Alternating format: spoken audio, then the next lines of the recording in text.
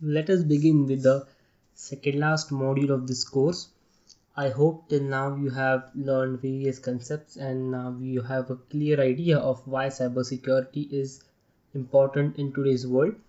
So beginning with this module, we'll again revise the key security elements of confidentiality, integrity, availability, authentication and access control, as well as non-repudiation, which we have already studied, which we already learned in the previous modules. But in this module, we will learn them in detail. So let us begin with confidentiality. Now, what is confidentiality? Confidentiality is the security principle that controls access to information. It is designed to ensure the wrong people cannot gain access to sensitive information while ensuring that the right people can access it. The protection of data from unauthorized disclosure is the basic meaning of what confidentiality means. With respect to the content of data transmission, several levels of protection can be identified.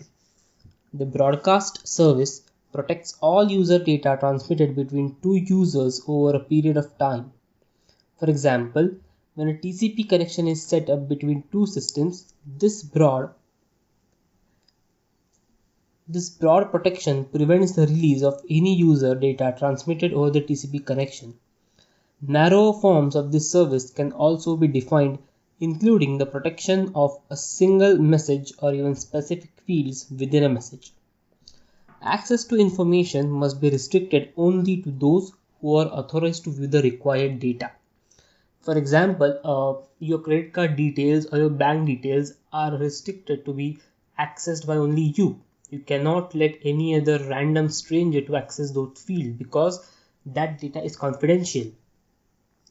Data can be categorized according to the type and severity of damage that could happen to it and should it fall into unauthorized hands. According to these categories, strict measures can be then implemented. An example of a method used to ensure confidentiality is the use of data encryption.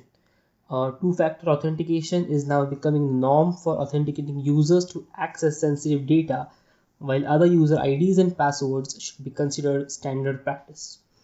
A great example of two-factor authentication is Gmail, wherein first you enter your password and then it sends a message on your PC asking whether you are the only one who is accessing the email. So you can verify in two ways that you are the only person who is accessing your emails. There are four main categories of confidentiality, which is connection confidentiality, which means the protection of all user data on a secure connection while you are establishing a connection with the server. The connectionless identity confidentiality, which means the protection of all user data in a single data block. Then selective field confidentiality and traffic flow confidentiality. The confidentiality of selected fields within the user data on a connection or a single data block, which means certain fields on a particular form or data are need to be confidential.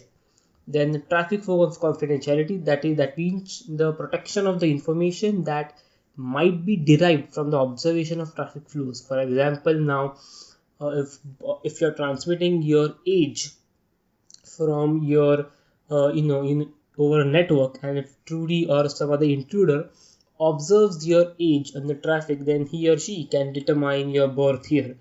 So that is basically traffic for confidentiality. Whatever you pass throughout your web or throughout the network, that needs to be confidential. In the next lecture, we will see what is meant by integrity, and in the upcoming lectures, we'll explore all other security elements.